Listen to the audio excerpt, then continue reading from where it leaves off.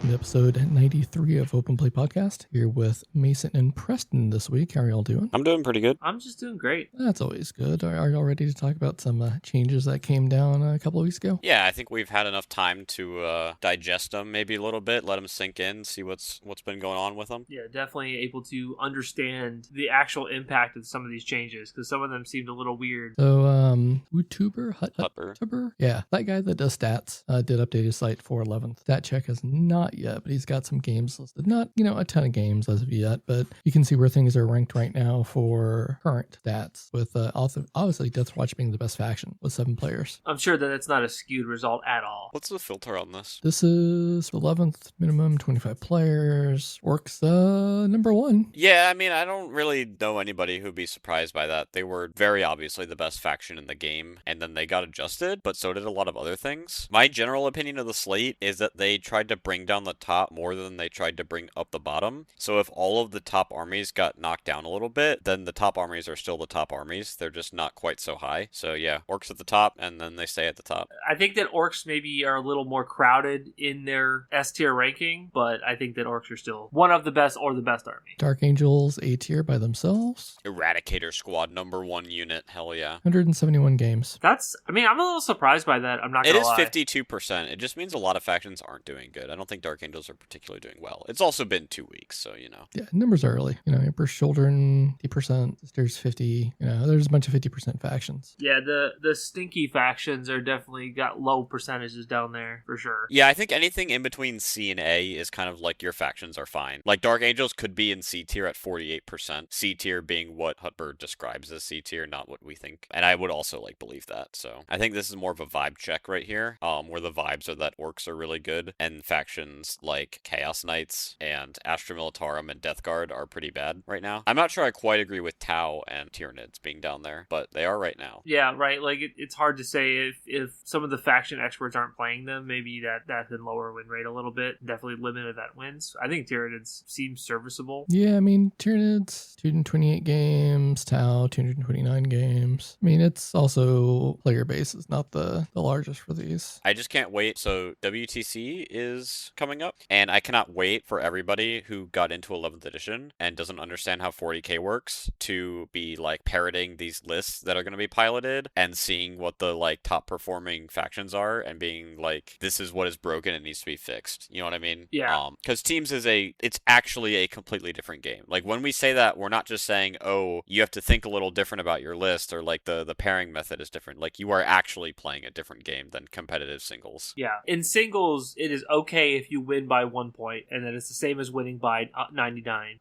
In teams, you are typically doing something within the role of your team. It might be you're going for big wins, it might be you're going for a draw, and you build your list completely different based on that. Yeah, I think we saw at WTC that the number 1 faction right now is Green Tide Orcs, which makes sense because they are bar none, the strongest thing you can be doing. And then the number 2 faction was Emperor's Children Defiler spam. And not because that is one of the best things you can be doing in the game, it's because that's one of the easiest ways to get a 20-0, is to take Emperor's Children and Defilers and put them into an army that can't handle it. Yep, and there's kind of, when they did the bar chart of Dispositions, it was kind of a rainbow. People were playing everything because turns out if you just kill your opponent, it doesn't matter what you have to do to score, you just usually score it. Yeah, so I think Teams is neat because every player has to play a different disposition. Yeah, that's a neat mechanic. You need to have a disruption player, you need a recon player, you can only have 1 purge player. I could only imagine the amount of teams that would try to take 4 or 5 purge lists, you know what I mean?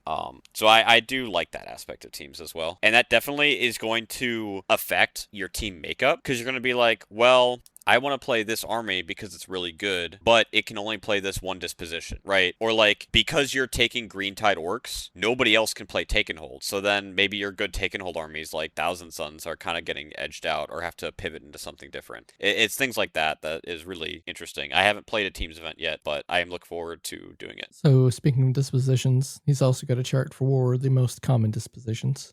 Disruptions just edging out the top there. That is a little surprising. Yeah. Is that most common or is that win rate? Okay, I guess it is win rate. I am fascinated by the fact that priority assets is like by far the worst. I think that might just be a small sample size kind of thing, but priority assets has felt very strong to me. So it does say at the top that priority assets is the most played, so that Okay. would kind of tank the win rate a little bit, because obviously in a mirror you're going to have a 50% win rate. Well, if priority assets was playing a bunch of mirrors, that would move the win rate up, right? Yeah. Mirrors would drag Well, your from win where rate it is, toward yeah. 50%. So if you exclude the mirrors, and they might already, because I know there's more going on behind the scenes of this graphic than just raw numbers. That might make it look worse. So I imagine it is somewhat skewed just simply because of the number of detachments I complete each disposition, with priority assets having 30 detachments and disruption having 15. Yeah, that is also true. They updated a lot of the Purge the Foe into priority assets. Yes. Or similarly. So it might be people trying to like play their old lists and it's not quite working on PA. Like they took their Purge list in their Purge detachment and now they're playing a Purge list in the same detachment that now has to play priority assets. That could be something. But it is nice to see, ignoring that, most of these are around, the break-even mark. None of them are really standout, good or bad. Just priority assets here needs maybe a couple more weeks for people to adjust to it. Yeah, there's not like a 65% win rate disposition. Yeah. Or even like a 55. Like the most we're seeing here is 51%. So Yeah. Well, works with their 58% win rate, but that's different. That's across all the dispositions. I really like to see that they changed not only what detachments play the disposition, but they also changed some of the layouts, which I didn't know if they were going to be too scared to touch or not. But they updated layouts to have different number, like they split the center into two objectives for a few maps. I'm not sure, I didn't really dive into it because I wasn't familiar with the 45 maps enough anyway to see if they moved stuff around or if they only changed the center objective. But I do like they were willing to update the maps and we weren't just locked into these good or bad maps for the next year or whatever. A lot of things changed. One big thing I did want to touch on that changed is the MFM website, apparently. Yeah, there were a lot of people who were lost looking for it. I don't hate it. I liked having the old document, the PDF ready to go. It's nice to have, but I don't hate it. Yeah, I liked being able to spam scroll to look at changes. Yeah. But like, it's nice to be a little more targeted with things. Like being able to ignore legends. That's good. Yeah, they used to have a Legends document that was just like 1 billion pages long. I just never scrolled down to it. Going on to some game rule updates, they decided to update the interactions for standing units back up in that when a unit is destroyed and then returned to the battlefield, it comes back unattached and with a starting strength of 1. So that means that if you precision a unit out, even if it stands back up, it will not rejoin the unit, and so they lose their bodyguard abilities. And also, specifically for characters that could bring back other models, looking at Hospitalers, looking at all Necron characters with reanimation protocols, because you are considered starting strength of 1 and not starting strength of 11 or whatever you were when you had a attached unit, there are no bodyguard models that you can bring back. So I think that was a pretty good change. It's a bit of a surprising change for me, though, because like the intent, they basically changed the rules to be the opposite of that, right? Yeah, so in 10th edition, you couldn't revive a bodyguard because once a bodyguard was destroyed, there was a rule saying that your character was now a separate unit. Right, but I meant that if you precisioned out a character and that character revived in some way, it reattached, and they undid that change here. And I like that change personally because, I don't like playing against Necrons. I think Necrons are the least fun army to play against. And Necron players, you know what I'm talking about. You know that that's true. So don't at me in the comments. But making it so that your lord can just stand back up and then can start resurrecting his bodyguard, that's not really fun. I don't like that. Yeah, I think the Necron players and the Knight players are like in an eternal battle over who people don't like seeing across the table from them. If you're in one camp, or rather, if you're not in one camp, you're probably in the other one. But maybe they just didn't want to mess around with creating a messy rule in their first update that they were pushing pretty fast. So it is very possible that maybe they'll flesh it out as we develop in the next couple of months. But for now, this is what we have. There was also kind of just some quality of life updates that people thought were obvious, but were not stated in the rules. You can only generate 1 extra CP per battle round. Dedicated transports do have to start with units inside of them. You can only make 1 move per phase. And then this was pretty interesting. There were a lot of units that had a -1 to hit ability in some way. And so a lot of those abilities got changed to just be stealth or -1 to ballistic skill in shooting and -1 to hit in melee. And the reason for that is that GW found that a lot of these units could stack their innate abilities with cover in order to be effectively -2, and it was a lot of durability that they were not anticipating and don't think was healthy for the future of the game. And so most of these abilities have been reworked. I know that something like the Keeper of Secrets still is just -1 to hit all the time, and so that would stack with cover. But a unit like Chief Librarian Tigurius, who used to say when he was leading a unit they were -1 to hit, now says that the unit has the stealth ability and is -1 to hit in melee. So they're effectively still -1 to hit all the time, but they just don't get to double dip in cover. Beyond that, Mason, your Eldar vehicles now have the frame keyword. I'm sure you're very happy. I think maybe all of the Eldar and Necron vehicles didn't have frame. They just like forgot to look through those factions. And now they do.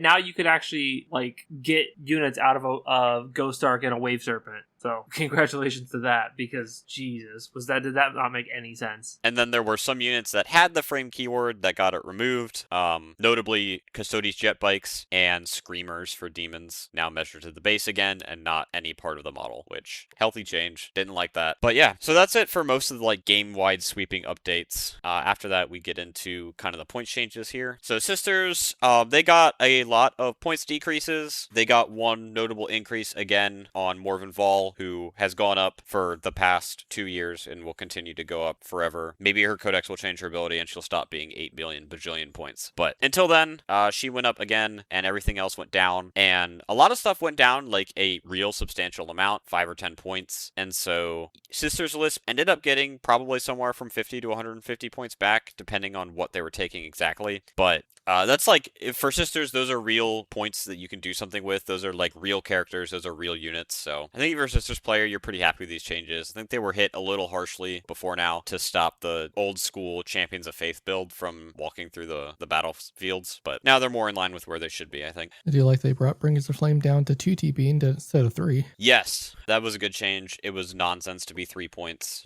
Definitely opens up some more avenues for Sisters than what they had before. Also, was it Penitent Host is no longer Taken Hold, which was maybe even more nonsense than Bringers of Flame being 3 DP. You had an attachment that wanted you to take T3, 1 wound, 6 up invuln bodies and play Taken Hold, like with Repentia and Arcos, and it was like, what on earth are we doing? But yeah, we don't have that anymore. So beyond that, there were some rules updates. A lot of it is just kind of like either clarifying rules or quality of life cleanup stuff. Some of the notable, like actually balance affecting changes are that Junith got the change from -1 to hit, like most things it did, and also hit with the 1 CP rule, as well as Hallowed Martyrs has the stand-up strat that now follows all the other stand-up rules. And they did clarify that you have to use Miracle Dice before you roll anything else, which is a nerf to the rule. Before, especially on things like saves, you would want to roll all your saves but one and see if auto-passing the last save would matter. And now you have to do it before that. So you could auto-pass a save and then fail everything you roll and waste a Miracle Dice. And that's not really fun. Oh, I actually didn't know about that change. That actually is a pretty substantial nerf. It was kind of implied with the 11th core rule updates because there's just you're not allowed to slow roll anything. So there, like, the only chance to use a Miracle Dice would be before rolling or else you had to roll everything at the same time. But they spell it out here now. You do have to do it before anything else. Overall impact of this, most people agree, is a net positive, right? Yeah, I mean, the points are just substantial enough that it's a positive, even with a couple of hits to some rules. I don't think that Sisters players are like going to be crying about the army. I think their army is in a decent spot. Minor changes to Custodes, Alea down 10, Arcana, the Rhino down 10, Custodian Wardeds down 10, Ventari Custodians down 10 or 20 for 3/6, plus 5 per lance though. Yeah, so they go down 10 for the, I don't even know what they have, swords, I guess, and they go down 5 for the spears. But Venatari still have always been kind of like overpriced skirmish pieces. I feel like every update they go down 5 points and people are like, wait, this unit's probably pretty good. And then they play them and they like don't really do anything special and you put them back on the shelf again. Is that the jump pack guys? Yeah, they have like free rapid ingress and they have jump packs. So you're only taking a lance with them anyway. anyway. The squad went up 5 points, actually, but... Well, it went down 10, but then up 5 for the lance, so they went down 5 instead of going down 10. It's per lance. Aren't you taking 3 lance? Oh, yeah, I guess you're right. If you took all lances, then the squad went up points. Yeah, I mean, I guess you could, if you were really 5 points over, you can take one guy, but at that point, you're probably just not taking Venatari, so... The Ares Orion ships lost frame. The Ares' ability to remove cover and do mortals was changed from requiring a flyover to just picking a visible enemy unit within 24 inches and just doing it. And the Rhino gained frame. Good job, Rhino. Okay, I have an interjection here on Venatari because I wanted to look up what their other war gear could be besides lances. They all come with lances, and you are allowed to replace a Venatari lance with a kinetic destroyer and a Tarsus buckler. And so they get a 2-shot pistol at 611 and 4 wounds, or they get a lance that's 722 lance. The lance is so much better, it's not even funny. So I think that when the data slate dropped, I looked up that exact thing. And I was just like, oh, I don't need to worry about what Venatari went up 5 points because the buckler's butt. So yeah, and the lance also has a gun profile that's 2 damage. So the fact that you get a kinetic destroyer, it might not even be a better weapon in shooting either. And then it's laughably worse in melee. So yeah, like it's not worth saving 5 points. Okay. Admech. I like these changes. They were maybe not the most phenomenal changes the faction could have ever gotten, but for a first pass through after the update to the new edition, I think they were fine. So Halo Screed changed from Purge to Priority Assets, which GW might have been trying to do as a nerf to Purge, but I think is just a buff to Halo Screed because Admech is just terrible at playing Purge in general. Their unit count's way too high, and they just can't build lists without trash. It just doesn't work. Like, you have to take so many supporting pieces to make all your rules come together that you can't build like a super heavy skew list that really, really functions. So I actually really like this change. I played it myself. I took Halo Screed to an RTT specifically to test this out, and I liked it a lot. So good change here. Radzone Core used to say that units were battle shocked until the end of the first round, and now it just says they're battle shocked, so they don't automatically unbattle shock at the end of the first round, which makes the rule slightly better. Good improvement there. For some armies, that's actually super annoying. Leadership 7 armies hate to see that. Radzone Core, it was like...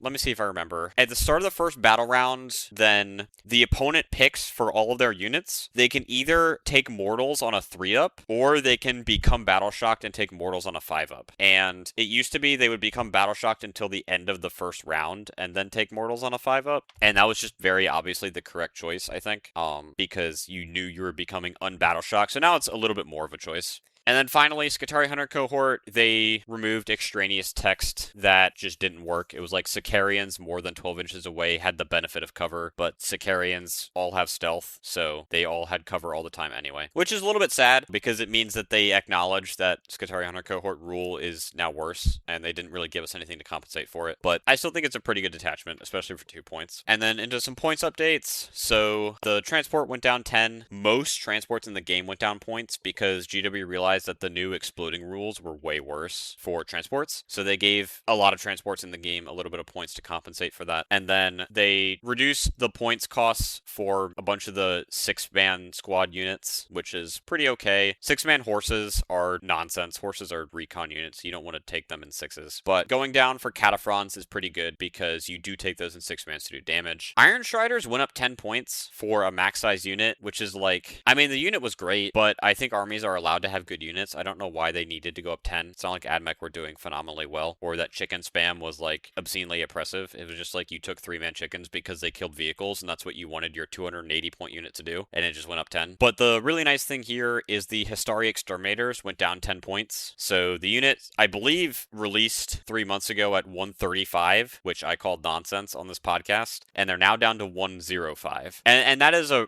pretty nice price point. So the anti-infantry guys, the Exterminators, are 105, and the anti-vehicle ones, the Fusiliers, are 115. And I did test this out in the RTT where I played Halo Screed. I loaded up some Dune Riders that are now cheaper with some Histari that are now cheaper, and I just wanted to see like how far I can make the point drops go. And it worked pretty well. They kind of did what I wanted. I definitely am not 100% sure on if a battle bus can replace chickens in the rule that I was using them for, but it's definitely things that are like very, very playable now when Histari were not playable before. So finally, we have a couple of quality of life things. They remembered that Call should be able to walk through walls, and that the Data Smith is the little guy who joins the big robots, but he used to have the infantry keyword, so he like made them vulnerable to anti-infantry weapons and all that. So now when he joins robots, he doesn't have the infantry keyword, and when the robots die, he gets it back. So overall, net positive. Yeah, like I said, I thought it was a pretty good change. There were some nice points in there. I was glad they clarified some of the rules, and the priority assets update is pretty huge because AdMech's really good at playing PA. So I look forward to seeing what they do in the future. I think there are some things they could work on, but I'm happy with where the faction is right now. Agents aren't a real faction, so want to skip them? Well, they became one.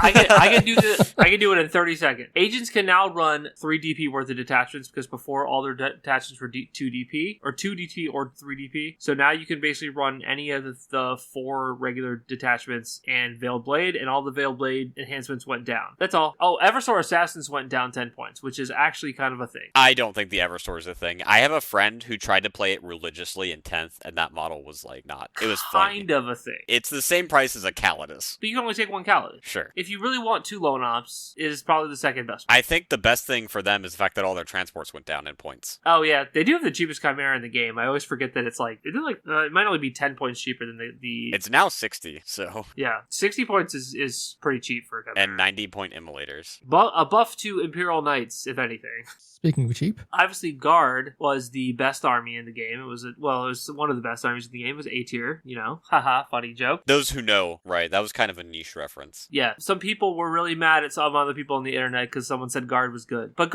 I think Guard actually was pretty good. It just was not super fun to play because you just play super infantry heavy. But now you got some drops in your tanks. All your Baneblade chassis went down 35 points, which is a pretty hefty drop. Yeah, 35 is a big number. Yeah. Like a real big number. You can now run like 6 of them maybe. And if you play the detachment where they're a character, I think you can run 6 Baneblades, which is funny. I don't know if it's good. Canadian Command Squad down 5. Centaurs for the first 3 are down 10, which I think these things are pretty cool because they're just like little good skirmish pieces if you want to play recon or priority. Chimeras are down 10 points. Taurex is down 10 points. Taurex Prime's down 10 points. Yarg dropped to 10 points. I mean, I know he did get nerfed, so like I think we're getting to the point where Yarg is busted again. He's what? He 110 now? 120. Okay, so I think 120 for what Yarg does is pretty good. I think Yarg is a good model. I think that I don't want to play against him, which means that it's probably something that is good to run.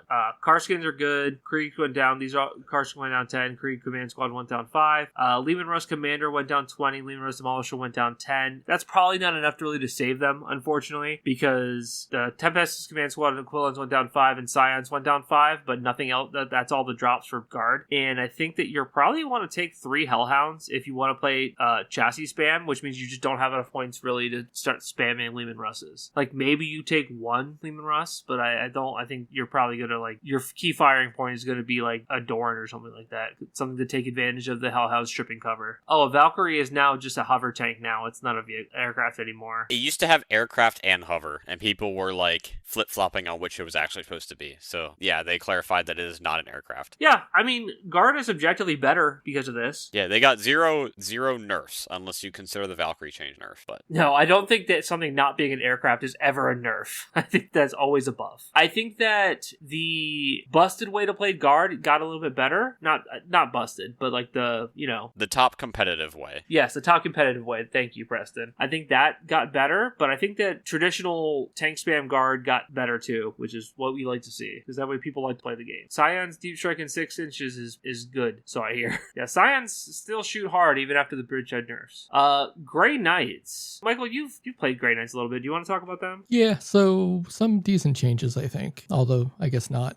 So Argent Assault changed, detachment changes, went from Purchase of Foe to Priority Assets. Bait and Task Force went from Purchase of Foe to Taking a Hold, which to me makes a little bit more sense. And Immaterial Interdiction went from Priority Assets to Reconnaissance.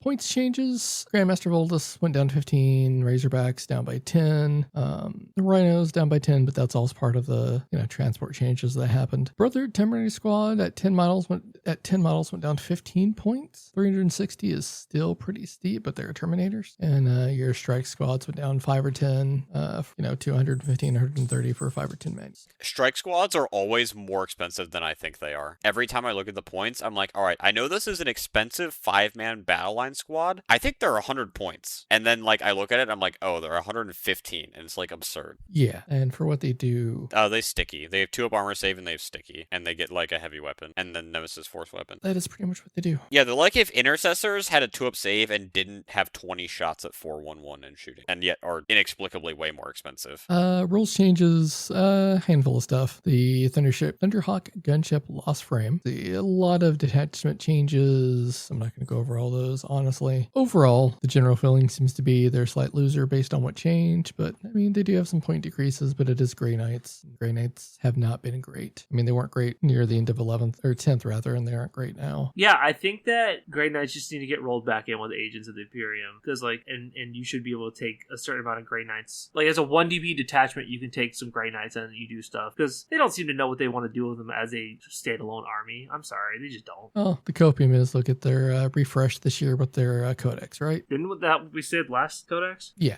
Last year when they came out with all the new Terminators except for Grey Knights. And they lost their chapter master. Yeah. And they lost their chapter master. And but they got an an upgrade sprue. Yeah, I would say they got that sick upgrade sprue. I'll drink to that, brother. Thanks for keeping it going, Mason. Dude, I'm just trying to commit to the bit. Yeah, so we'll see. I mean, there's still rumor of them getting a refresh, which they need because their models are kind of trash. Big boys, the Imperial Knights. So, Castellans went up 25 points. That's the only point change they had. Freeblade Company became priority assets. Gateward and Lance became take and hold. And Dominus Foebreakers became priority assets. I don't know which one the last one is. But Gateward and Lance got kind of nerfed a little bit hard. And in a totally justifiable way. I just think they overdid it a little bit. Before, you drew a line between 2 objectives, and because objectives were terrain pieces, it was basically like a 6-foot line down, or it was like a 6-inch line down the center of the table. And if your big knight touched that line at any point, you got sustained hits and all sorts of other buffs. Now it is just you have a sort of circular marker on there. So it dropped down to, I think, like... It's a 1mm line. Yeah, it's a 1mm line. It's a 1mm line between the 2 closest points on the circles you put down. So it's kind of back to where it was in 10th edition. Yeah, well, it's worse, because it was a 40mm line in 10th edition, at least. Yeah, I guess. That's a pretty substantial nerf. That is a hammer. But overall, I think, so Knights are definitely worse for that. And, I mean, Knights were one of the best armies to play Purge with, because you took, like, 4 to 5 big guys and just stomped around and killed people. So losing Purge access on some of their detachments isn't super good, but overall I think Knights are fine. I don't think that Imperial Knights are really like the end of the world. I think once Defilers get nerfed a little bit more, they'll be happy again. I think that people aren't packing stuff to kill Defilers, which is better for Knights, and Defilers probably kill Knights faster than, probably about the same speed as Knights kill Defilers. So. Defilers are the Knights we have at home. Yes. That covers Imperium, but they're still Space Marines. We have Space Marines at home, which is true because everyone has Space Marines at home. Yes, some form or flavor. Oh my god, and we hit Blue Boys. Yay! Finally. Point changes. Gilliman, 15 points. Calgar, 15 points. Titus, 10 points. But which Titus and which Calgar? There's only one of each now, remember? There's going to be 18. Well, for now, yeah. Wait till Calgar and Codex Armor comes out. Sicarius, Cato Sicarius goes up 10. Uriel Ventress goes up 10. Victrix are... Big units are more expensive. Big units, so, okay, yeah, that's what I thought. I was like, big units went up 6, and then each of the special characters cost another 5. Warden Zolsmar went up 10, and Tigurius went down 10, but, that's because he's not meant to hit anymore. Saboden Khan is now 10 points cheaper. He is double digits in points. That is a very attractive profile for 90 points. Having, can you take 6 Outriders? At least 3 Outriders in him, yeet across the board, advancing and charging, and then going back behind a wall is pretty good. Even as a 90-point skirmish piece, he's not too bad. The only downside is he gives up Bring It Down or Assassination. You can take 6 Outriders. So yeah, I mean, just yeeting through walls was pretty good. Librarians got a stepper. I wonder why. Wonder why they're picking on Librarians for some reason. Wasn't Librarians Conclave actually doing somewhat well? Librarians Conclave was by far the best 1-point detachment in the game. Yeah, sorry, I was trying to be very sarcastic and it didn't come off well because you couldn't see my face. Yeah. Librarians Conclave and more DACA were fighting for the best 1 point you could take. For sure. Lieutenant with combi weapon finally got his second nerf since he was created, up to 95 points. I think that you don't take him depending on your disposition, but if you're playing priority assets, you're still taking this guy, so who cares? Like, you just find 10 points elsewhere. You're playing Space Marines, you have 1,000 data sheets to choose from. All the transports went down, but like none of the good. Oh, Impulsor, I guess, is a decent Space Marine transport, but like Rhinos and Razorbacks, who cares if they went down? It doesn't matter. But drop pods. Drop pod is actually like 60 points is 60 points, and there's a detachment for them. The other thing you could do is you can rapid ingress a drop pod, and then the stuff inside has to get out, and then that stuff can overwatch, because you're not using a stratagem on the same unit twice in that case. Can't your opponent just make you have to declare Overwatch first? No, you're the active player. You get to choose. When you're resolving your rules, you're now the active player. Oh, okay. Weird. So there's like things you can do with drop pods, and at 60 points, those things become kind of a little bit cheaper. Do they give up Bring It Down? How many wounds is the drop pod these days? I think they're 10. I think they do give up Bring It Down. If they were 9, that would be kind of savage. How many wounds? They're 8. What? Dude, they don't give up Bring It Down? They're T7 8 wounds. They're like a ATV, except massive. Their leadership 6 too. So they just get to 9 area. Drop pods are kind of stupid. Like, I don't know. 60 points might be too cheap for them, but we'll see. You do have to go through the hassle of painting and deploying drop pods to use them, so I don't know if you people want to do that. Aggressors going down 10 points, though, is pretty hot. I like that. Aggressors are just, like... I think they would have been positioned to do something if they didn't immediately give us the Eradicators with heavy bolters. Yeah. Aggressors suffer from the fact that they're dual, right? They have a gun and a fist, and they're not really spectacular at either one. But, I mean, 175 for 6, or sorry, 165 for 6 could come back as, like, a skirmish piece to put Calgar with now. If Victrix getting more expensive is, like, what breaks their back, I could see you booing Calgar with aggressors again. Yeah, I mean, I think that it's an option, at least. Because the whole Victrix package is now, like, 250 points. It's 230 for the guys. So Calgar is It's 100? 230, and that's including the champion and the ancient. Oh, okay. So, I mean, you get 75 points back if you downgrade them to aggressors. I don't know. We'll have to see. Were Eradicators with heavy bolters good? They just went up in points. Yeah, that's I'm wondering. They were efficient for 70 points. They were, like, comparable to intercessors into chaff, and they were damage 2, and they were a little bit tougher. They were just, like, they were never a data sheet that I put in my list at the start, right? Like, I wasn't going to be like, all right, here's my characters, and here's my cool unit, and here's my Eradicators with heavy bolters. What do I do for the last 1,000 points? They were kind of a filler, like, you got down to 1,800, and you were like, I'm going to take this trash piece, and this trash piece, and these Eradicators with heavy bolters, and I'm going to wrap my list up. You know what I mean? Yeah, I want something cheap to be able to step out and shoot 5 Marines on the center objective, because I don't want to invest a real unit to do it. Yeah, or like, here's a Rhino, I'm gonna put like a Melt-A-Gun and the 3 Eradicators into it, and be like, it's gonna die pretty reliably to the combination of the two. Inceptors went up for obvious reasons. Inceptors were good, and now there's a Stepper. I don't know if the Stepper existed before, but like, yeah, either way. Okay, so 5 to 10, so 125 for 3, and then 250 for 6. I don't think this is going to be the death knell for Inceptors. Inceptors are still quite good. What might be the death knell is the kind of stealth change they had to the unit size here. Some of the Space Marine chapters just can't take 6-mans for an inexplicable reason. Yeah, what is it? Dark Angels and Black Templar can't take 6-mans? And Space Wolves, I think. And Space Wolves. I'm not sure what's up with that. And like, they didn't really call it out anywhere. They just kind of put it in the app. It's in the MFM too. Like, if you look on the MFMs for those factions, they are updated. Yeah, I guess they don't, it. and they don't really usually call out like changes like that where like the squad size is down. I'm not really sure what the thought process is on that, but maybe there's some data that says, oh, it's kind of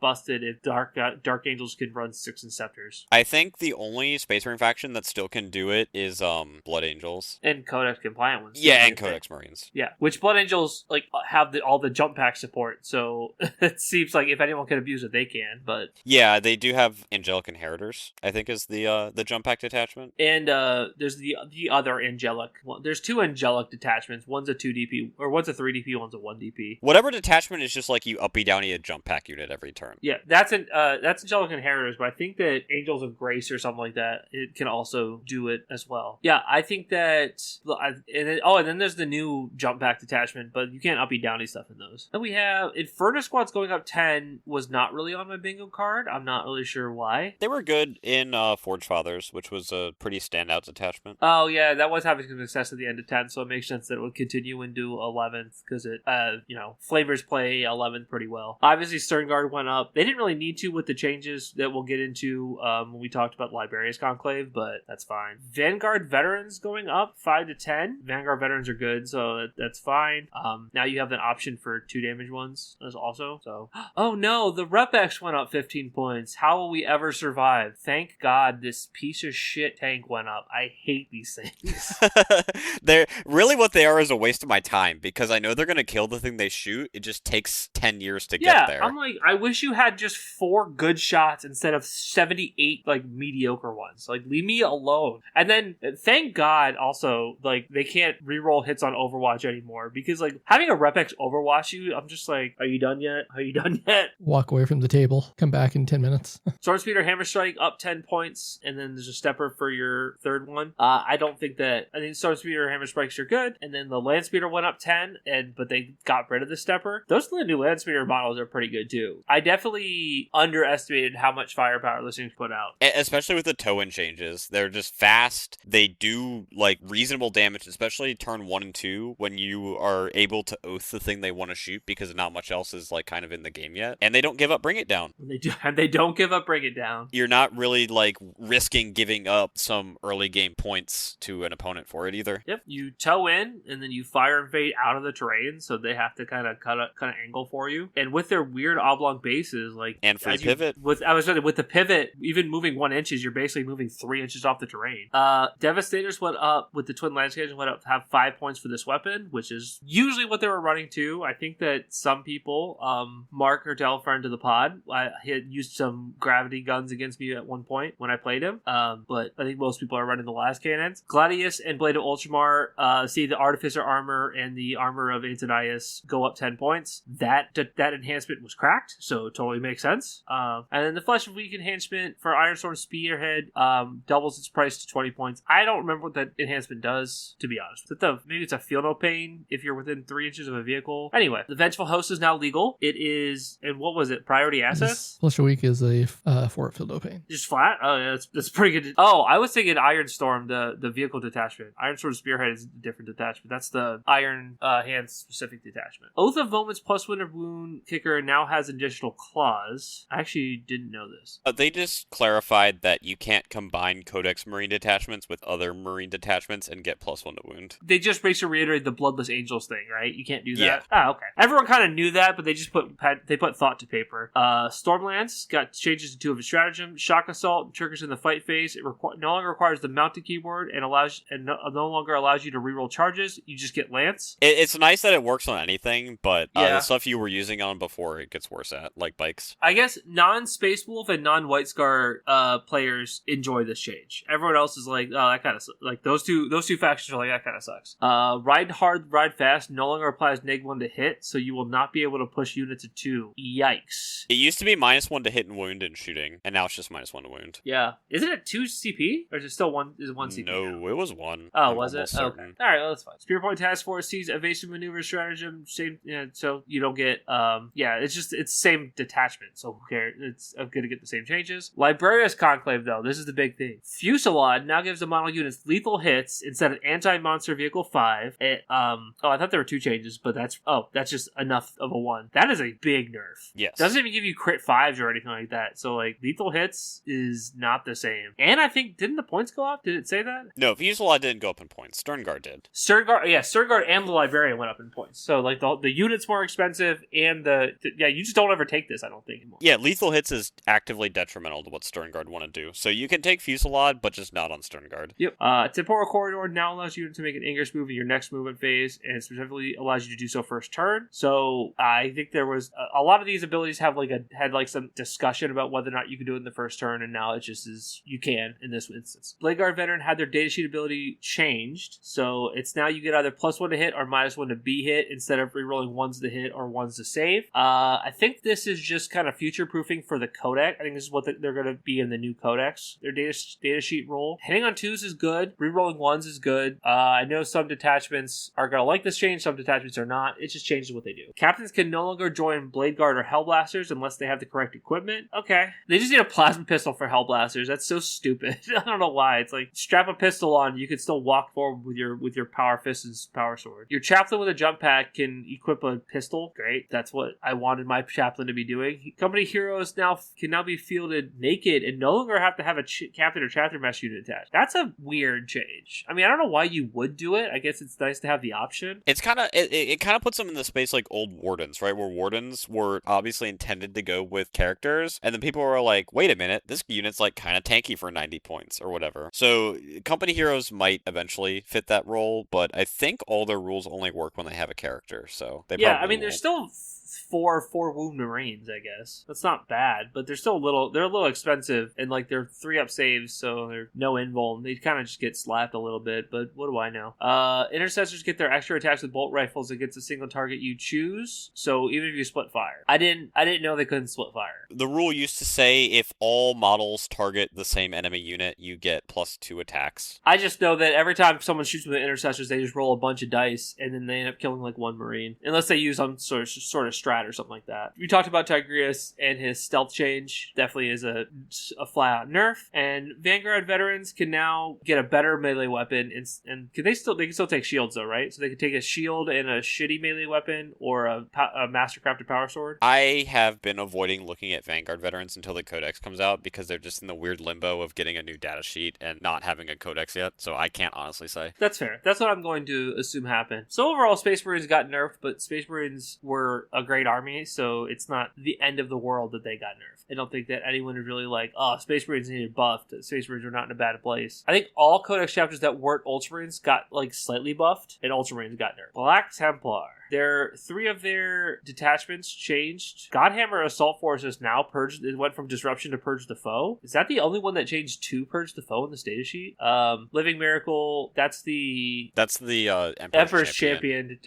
Went from Purge the Foe to Disruption. I guess, yeah. I'm not sure why that would be Disruption and not Purge the Foe. That's kind of weird. Well, it can't be Purge the Foe because it's 1 point, and so they just swapped it with Godhammer. Okay, that's fine. Oh yeah, I didn't look and see that it was swapped. I just read the changes as is. They did get some points cuts. Emperor's Champions down 10 points. Execrator, I never know how to say that one, is down to 50 points. 50 points to advance and charge on a unit. I mean, it's not bad, and they have a bunch of chaplain detachments. The Marshal's Stepper cost is now on the 3rd one instead of the 2nd. High Marshal Helbrecht is down 10. The Grimaldus is down 10. The Crusade Ancient is down 5 to 40 points for this dude with a flag. And they obviously get the buff, or the points nerf on the Rep X. So it's up to 255. And the Heavy Laser Destroyer, which you're going to take, is another 10 points. So it's 265 for the first, 285 for the second and third. It still is a good unit. It rerolls hits. I don't think there's any real objection there. Black Templar needs some help, dude. This army's not good. You want to play them. You don't want to play any of their specific detachment. I will say, my one coworker, he plays the 20-man Crusader bricks with the Ancient and Chaplain detachments. So he has a 5-up invuln and neg 1 to wound on objectives with his 20-man Crusaders, and it is pretty tanky, but it's not really tanky enough to like save you, and like that unit's like 400 points or something like that. You know what I mean? It's probably like 350. I think Black Templars are in a hard way. I think they need some sort of help. I don't think they do enough, and their win rate is kind of reflecting that. I think you're accurate. Yeah, 36% win rate is showing that you're not in a good spot. I just think their special units don't do anything, and I think they're locked out of playing a lot of good units. Blood Angels. Ordained Sacrifice from Magellan Inheritors has the same resurrection enhancements, causing the model to split from their unit. I think you mostly are putting this on the Lieutenant with Combi Weapon anyway, so I don't think you're really using that. And then Angelic Host Attachment Rule now explicitly states you must make an English move in your next movement phase with any units you have removed from the battlefield. So you can't you could do this even your first turn. You can't pull them up and leave them there. Yeah, which is definitely a nerf, but you can do it first turn, so I mean it's probably kind of like a net, I guess. And then Segmenor is no longer stuck in place when he heroics from space, because they just clarified that rule. Obviously, it was not the intent that he was going to be stuck there for the rest of the turn. So I don't really think Blood Angels are in a bad spot right now, but they've definitely got nerfed. I mean, 50% win rate, not terrible. Yeah, definitely not where they want to be. I mean, they're fine. They didn't want to get nerfed, but it's okay that they did. Dark Angels Company of Hunters has seen rewording to its attachment rule. It doesn't apply to the Raven Wing keyword. It applies to all mounted units, which is good. All right, so like all fly vehicles can't advance and charge, fall back and charge anymore. And then the two of the strategy changes.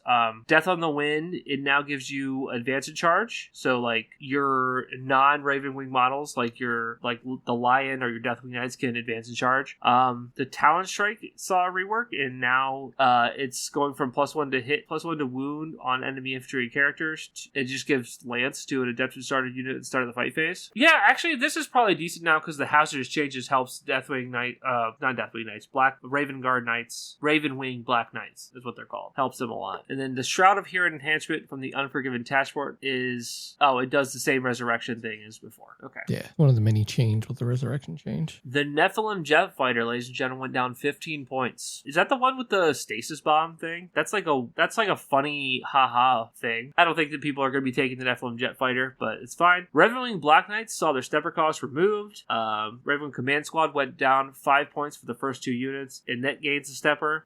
This is good. The Command Squad is pretty good. So like having 9 guys shoot plasma guns, and now instead of having 1 guy die on a 1, you now have to roll 3 1s and 2s to have a guy die. So that's not too bad. So just real quick, I'm looking at the stat of the jet fighter. I don't know how it's 180 points. It's a jet fighter. That's why. I guess. It has the aircraft keyword, so it just has like an extra 30% points tacked on. And its only ability is ranged attacks against it are at -1 to wound. Inner Circle Companions went down 10 points for the 6 model variant, and up to 6 guys went down? Oh, because they lost Neg1 to hit, right? Yeah. Oh, yeah. Okay, that makes sense. I forgot that they lost Neg1 to hit. I was like, that's crazy. They should not have went down. Samael went down 10 points, and now since he has mobile, he's getting pretty good. I definitely saw somebody making a proxy Samael in our Discord. This thing, I mean, I don't know if you can you even get his normal model anymore? You can't still buy him. So. Oh, he's online only. Okay. Landspeeder Vengeance went up 10. Definitely justified. Those things are crazy. Deathwing Knights went to the stepper cost went to the 3rd one. So, like, I think that people are very likely to bring 2. So I think that's definitely, you're going to get points cost or whatever. 20 points back. Lionel Johnson went down 20 points. I don't know if he's worth 265, but... That's crazy because he used to be in, like, the mid 300s. Like, he was up there. Yeah, I mean, losing fight first is like a thing, right? Yeah, for sure. I just think it's, like, insane how low he's got. Oh, he did gain mobile. I forgot that he gained mobile. But now his deep strike is weird phrasing. It doesn't really work anymore. They gotta talk about that. I don't know. Oh, the Raven Command Squads are support, so they can't just, you can't just run 3 of them. You have to go with that. There's the stasis bomb you're talking about? Oh, it's the Dark Talon. It's not the Nephilim Jet Fighter or whatever. At the end of your opponent's fight phase, select 1 visible enemy unit, excluding aircraft or blood operative, within 24, roll a d6. On a 1 through 3, they take d3 more wounds and cannot make an advance or fallback move if you're in your opponent's next movement phase. On a 4 through 6, they take d3 more wounds and must remain stationary. The next movement phase, though. That's interesting. Well, it happens in your shooting phase. Yeah. So next turn... It happens at the end of their fight phase. It flies off the board, and as it flies off, it bombs something. Oh, okay. So basically, can you pick something that's engaged? Yeah. Pick something within 24. Yeah, it doesn't say you can't. So your Deathwing Knights charge something, beat it to death, you consolidate into another unit, and then you stasis bomb it so they can't fall back. Well, again, it's at the end of their turn. They have an entire turn to blow up your fighter. And if they don't blow up your fighter, then it gets to pin something. Oh, so it's terrible. It's as it flies off the board. Like think about how aircraft work, right? You put it down, you shoot, your opponent has a turn, and you pick it up as it flies off the board, you put it down somewhere else. As it flies off the board, it's bombing them. I'll be honest, I never remember how aircraft work in 11th edition because, like, dude. Okay. Raven Wing in general got a nerf, or got a buff rather, so like Deathwing are probably eating pretty good. Deathwing Knights also basically gave you 20 points back, so it's, Dark Angels are having a good time. Deathwatch is now Purge the Foe on its only detachment, and I think that's good. I'm going to disagree with what they say here. I think that being able to teleport uppy downy and shoot your opponent to death is exactly what you want to do with an uppy downy army that's designed to shoot people to death. I don't think you really want to play priority assets, so Purge the Foe is definitely better. Space Wolves Coast to Coast. Champions of Fenris is now priority asset. Yeah, you like that reference, Michael? I heard. Yes. I appreciate that. Champions of Fenris is now priority assets. That is a net definite buff. Aryak Rockfist went down 10 points. The Iron Fist went down 5 points. Logan Grimnar went down 10 points. What is happening here? He was already good. It's nice to see him better. Arjak and Logan were both like in a lot of lists, and now they're just down 10 points. My overall list game, I went down like 10 points overall. I have 10 free points now. Well, thank God Nyal Stormcaller went down 10 points because, okay. Ragnar Blackmane went down 10 points, and like Ragnar also hits hard. Like with the exception of this Stormcaller guy, who no one cares about. All these characters are good. Well, Iron Priests are fine. Like but like 50 points for an Iron Priest is also really good. Wolfguard Terminators went up 5 points. That is not enough. Wolfguard Terminators are crazy good. My list has 15 of them. Yeah, That's I mean 15 too few. You need 15 more. 30 Wolfguard Terminators is a scary list. Like you can literally walk at your opponent and like some armies just won't be able to kill you. Wolf Scouts are fine. They went down too, but I think that you just are going to run normal scouts instead of them. So the Champions of Inverse detachment roll is a counter charge. They can, free heroic. I guess once per battle round per unit, you can target this unit with heroic intervention, regardless of any other uses of that strat. Okay, that's fine. I guess it's not the detachment people. It's not the detachment people are running probably, but like it's priority assets. It's 1 DP. Oh, is it? Oh, yeah, okay. It's a 1 DP detachment. I thought it was one of the 2 DP ones. Yeah, I mean that's actually definitely pretty solid. Saga of the Bold changes the Thunderbolt Fortitude enhancement to read. Get back up on a 2-up, and you have 3 wounds remaining. Sure, okay, that's fine. I don't think Thunderwolf Cavalry or no, you can put it on anything. You don't have to put it on Thunderwolf Cavalry. Saga the Beast Slayer enhancement. Wolf Touch changed to Space Marine models. Add +2 movement to the character's the bearer. Space Wolves, yeah. And you can lead Wolfen units. So I don't know if any Space Wolves. I think there's a Space Wolf character that gives them sustained hits. I think so. That's pretty good. Saga the Beast Slayer's detachment strategy Impetuosity is changed and streamlined the language a little bit, but it changes nothing. Space Wolves. I don't want to play against Space Wolves, man. I don't want to play against 30 Wolfguard Terminators and Logan and Arjak and probably just another like one unled unit or just a unit full of good guys.